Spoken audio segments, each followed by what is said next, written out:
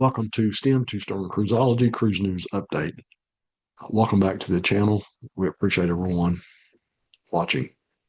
Uh, on this update, I want to cover about three news stories affecting the cruise industry. On the first uh, update, I talked about the Middle East conflict between the United States, Israel, and Iran, and some of the disruptions that caused to the cruise industry in the area.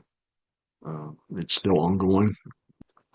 Passengers on several cruise ships were unable to leave that region after the escalating military activity and forced ships to halt operations in the critical shipping route through the Strait of Hormuz. And I believe that's a very crucial route for cargo ships, cruise ships, moving lots of commerce through that area. I believe it connects the Gulf of Oman to the Persian Gulf.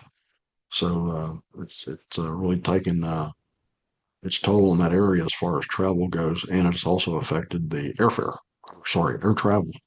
And so multiple cruise ships operating with those itineraries over there were forced to cancel those, uh, and due to the Strait of Hormuz being one of the most important shipping lines. There were security concerns and military activity in that area, and cruise lines decided, hey, it's not safe for us to sail through there and avoid any kind of potential danger. Ships remain in three important areas or ports: Dubai, Abu Dhabi, and Doha. Uh, these cities were normally service home ports for those itineraries, uh, but the problem gets a little worse than that. Than the airspace over there, there's been issues with that. Several countries in the regions have restricted and closed parts of their airspace due to the military situation. So thousands of flights, cancellations across the Middle East made it difficult for passengers to leave that region. So now you have thousands, some reports had up to 15,000 people stranded on cruise ships in that area trying to get out of there. And then the cruise lines were having to work and do what they can and work with their partners in the air travel industry to come up with ideas to get people out there, but you have to do it safely. Meanwhile, life on board, it's just like a floating hotel. They're just docked, and they try to keep up entertainment, food, the daily activities on the ship as normal as possible. Although many travelers report it's a very stressful situation, which you can imagine being over there. And in some reports, seeing some explosions off in the far distance, or maybe hearing even cruise missiles go across. So that would be very disturbing.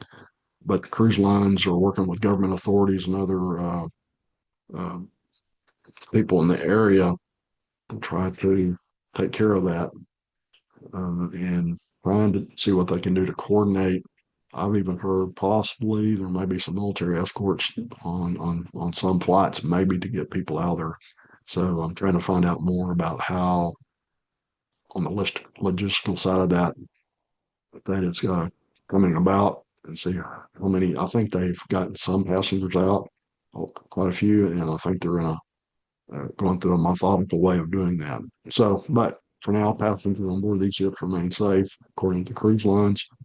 But the situation, it shows how quickly global events can impact all sorts of travel, whether it be cruise travel, air travel. So I'll continue monitoring that situation and bring you some updates as information becomes available. So, in our next news story, on a lighter note, and all the serious tension in the Middle East, some good news, especially if you're a um, NCL fan. Uh, Shipyard over in Italy, I'm sorry, Venice, Finnegan Terry has delivered the new, brand spanking new, the paint's not dry yet, Norwegian Luna to NCL. It said, "Here's the keys. See the war baby now."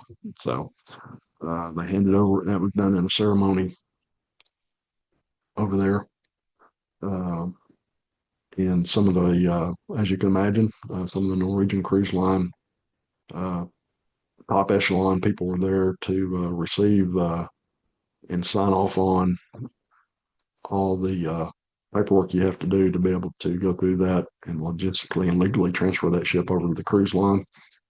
Um, the Luna is going to be 156,000 gross ton vessel. It's 321 meters long.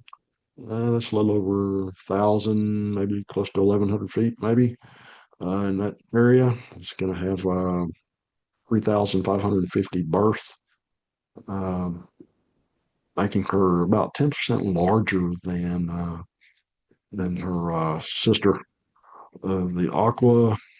And this is the second one in the Prima or Norwegian, sorry, the Prima Plus class. Um, I'm sorry, she will be larger than the Viva or the Prima. Uh, and the delivery followed about, it took about, altogether about 3,000 workers from all sorts of trades worked on that ship to get it ready, get it out to and being transferred over to NCL. So if you're a NCL fan, they got a new ship, and my wife and I are scheduled to sell that ship in May of 2027. So it'll be a little while. Some of the new will be wore off, but I bet it'll be a really nice ship to experience and see how that goes.